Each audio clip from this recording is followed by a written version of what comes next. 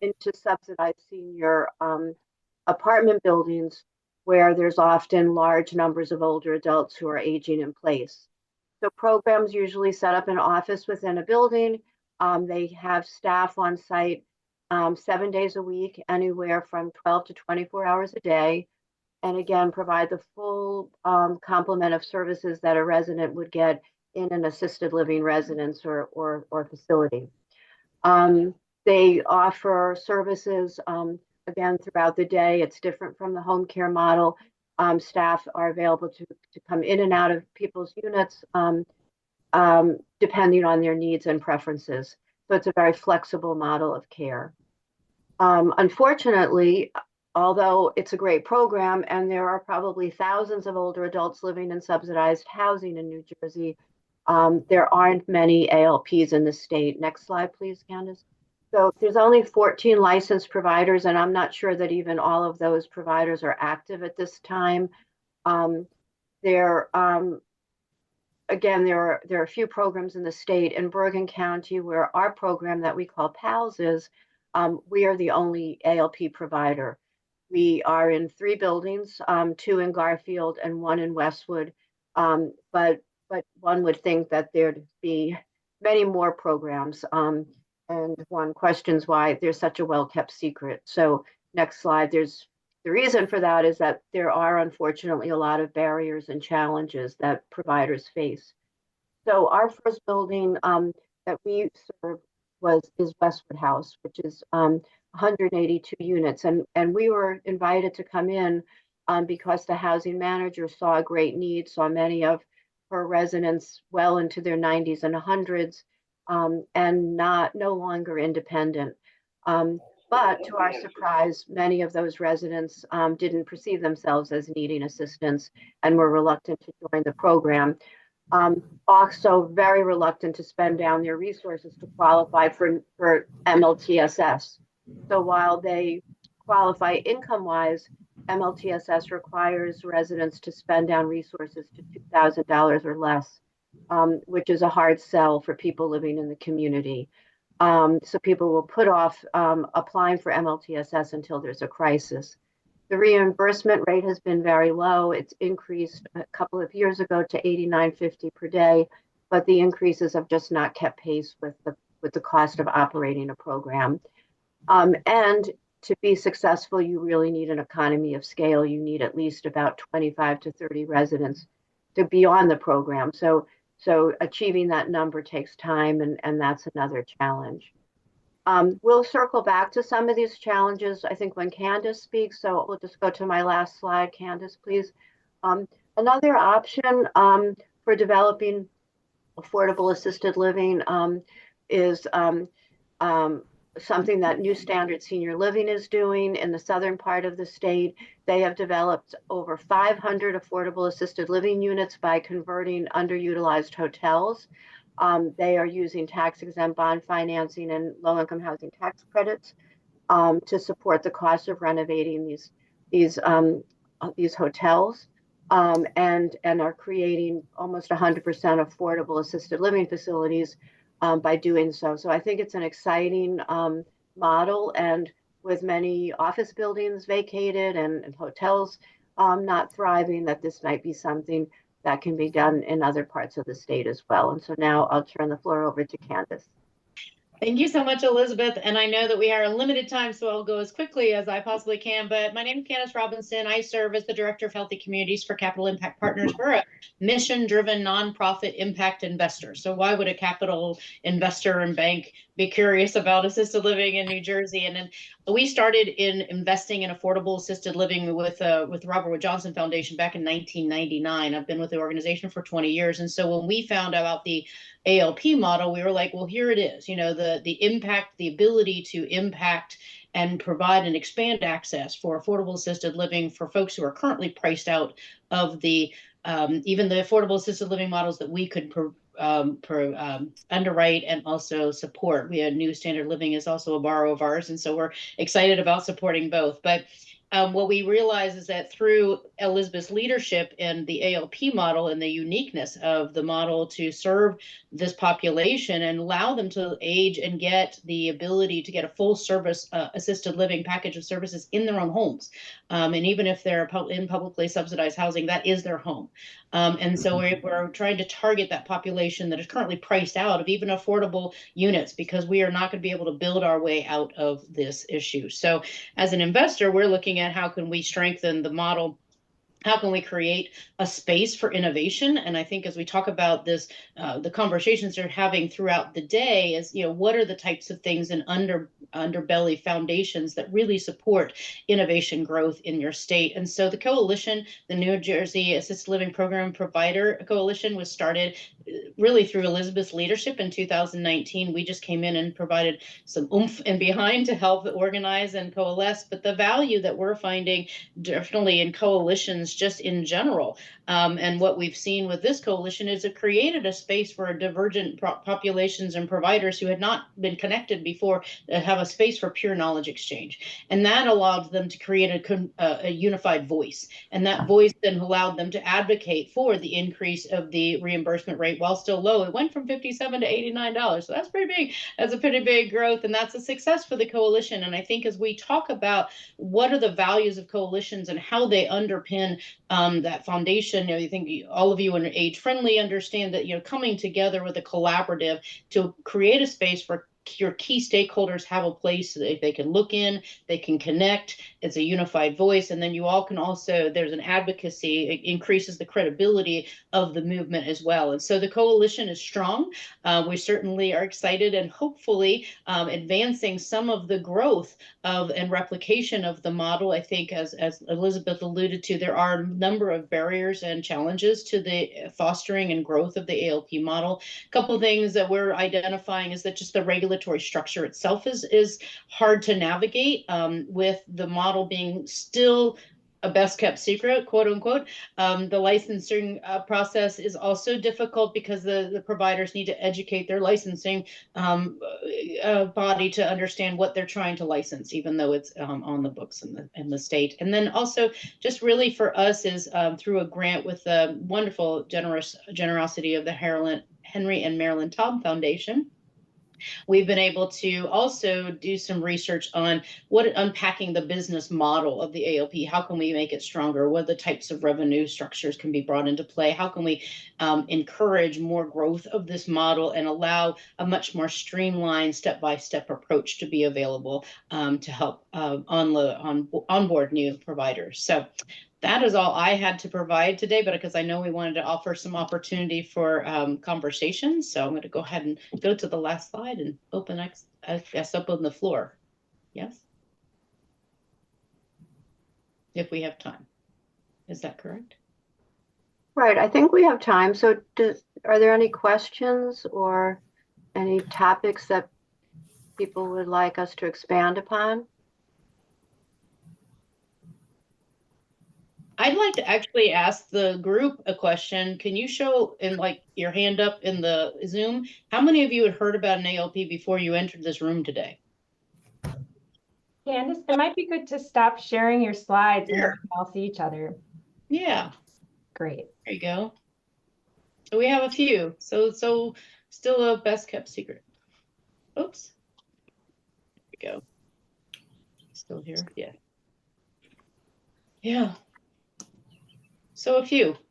So this is some of new to you. So as we breezed through this quick conversation, are there questions that kind of bubbled up as you're getting to know this? Is there more information we can provide to you that can provide some more pieces? And it looks like Carlton, thank you so much for submitting a question. He asks, what features are essential to making a facility appealing to individuals and families?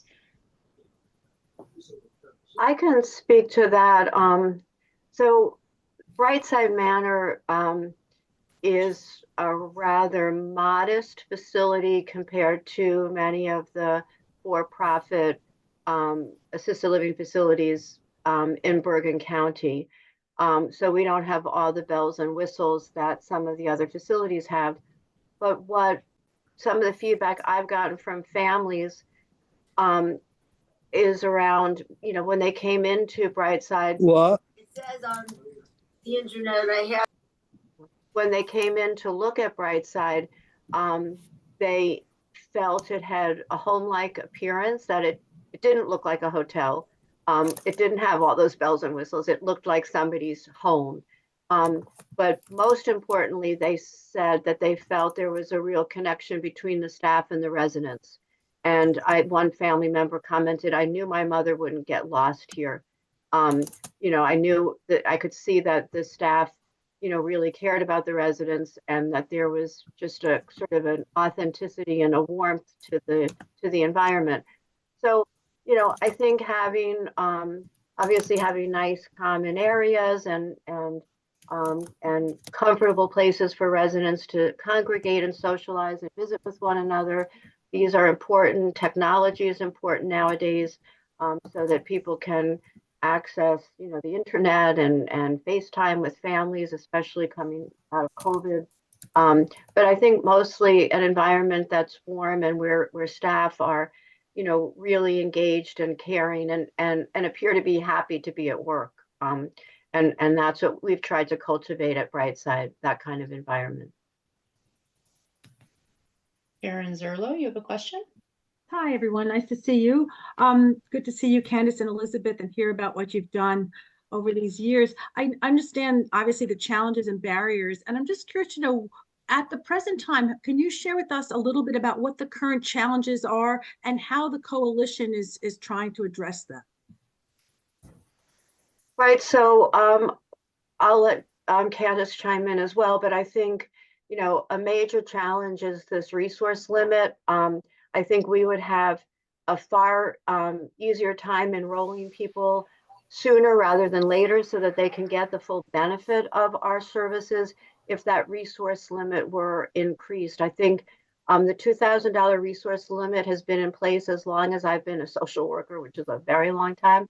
And it's really based on a person being in an institutional setting where they don't need resources, but it's a tough sell to get someone who's still living in the community to basically impoverish themselves and give up their little bit of life savings, and as well as any little life insurance policy that they might have.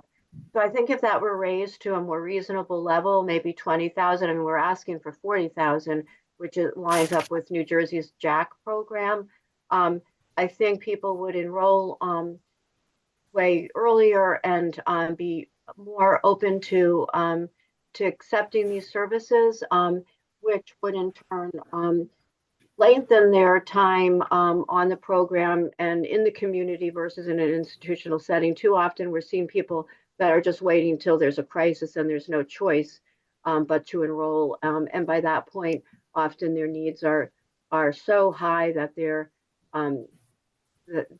they're almost beyond the level of care that we can provide.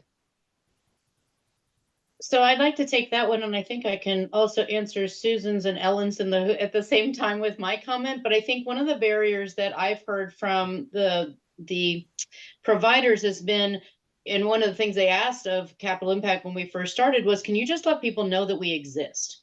That we are a model, that we exist, and it's a choice amongst the home and community-based services and MLTSS choices that should be offered to anyone who's enrolling in that MLTSS. And so I think there's that awareness and the ability to know that that's a choice is one thing. I think to your question, Susan, around the challenge with property managers. Let me just make sure that we understand too, because Carlton, I think you asked specifically about assisted living facilities, and that's fantastic. And I think what Elizabeth said is right. Assisted living facilities need to be very home-like and provide that in, non-institutional environment. But the ALP model is actually a partnership. The ALP service providers do not own their own building. They actually are in partnership with the housing and property owner and the manager that owns the building where the publicly subsidized units are existing. And so really, this is a partnership. And so to your question, Susan, no, we're not trying to make property managers social workers. What we're trying to do is bring a bunch of folks around them and a service into their building so that they don't have to be be that social worker, so that all they have to do is make the connection, and that there's a collaborative, it's almost an interdisciplinary approach to some extent, that, hi, I'm going to bring the housing and health and safety building side of this as the partnership as a property manager. And the ALP is going to say, you know what, I'm going to capture those who are really in high acuity and do not have anywhere else to go. And really the ALP can support, because the ALPs can also symbiotically operate in a building where a home care and personal care attendants are also operating. And I think when we talk about direct care workforce challenges, which obviously is something else and is going to be really quick. So, so to answer Ellen's question, sorry, quickly to wrap that up, is yes, we would love to advocate with any affordable housing providers who are seeing a decline of their population, who want to support and provide that, and are looking for partnerships to bring these types of services in to serve those properties. So I'll stop there, Nancy. But on a positive note, I think, we're serving Westwood House, which was built in 1980. And, I think when that building was built, there wasn't a lot of thought about, well, what's going to happen when people age in place. Quite frankly, people are living much longer now. And so I think, on a positive note, a lot of the affordable housing financing and funding programs are now requiring developers to consider the needs of their residents in the future, to acknowledge from the beginning that these are older adults who are going to age in place and their needs are going to change, and they may not always be so independent, and housing providers or developers have to be planning for that at the point of the start of development. So, or agencies like the Housing Mortgage and Finance Agency and again, other funders are saying to developers, okay, you want funding, what is your plan? How are you going to address the needs of your residents? What services are you, what partnerships are you going to come to the table with, and what services are you going to build into your project, which I think is really very important. And that's really what inspired me to start an ALPs, because I was starting to develop 62 units of HUD subsidized senior housing. And I wanted to be sure, as a housing provider, that I was prepared to meet the needs of an aging tenant population. Emily, it looks like we have 4 minutes left. So Nancy, I think you have some time to ask that question. So I want to make sure you get that in, but go ahead. Okay.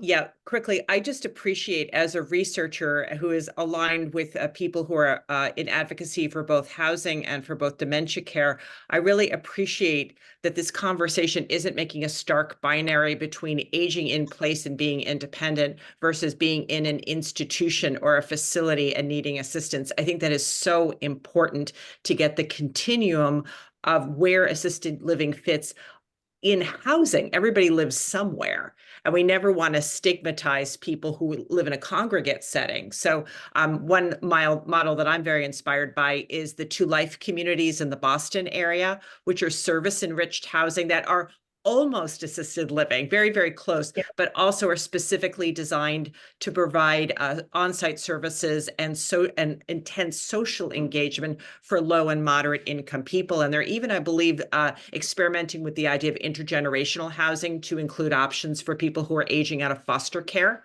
and might then be in the same environment as elders in the same community. So there is innovation, as long as we don't say it's either you're independent or you're in an institution, because we don't want to be stigmatizing about any way of living. So really appreciate the housing focused framework here.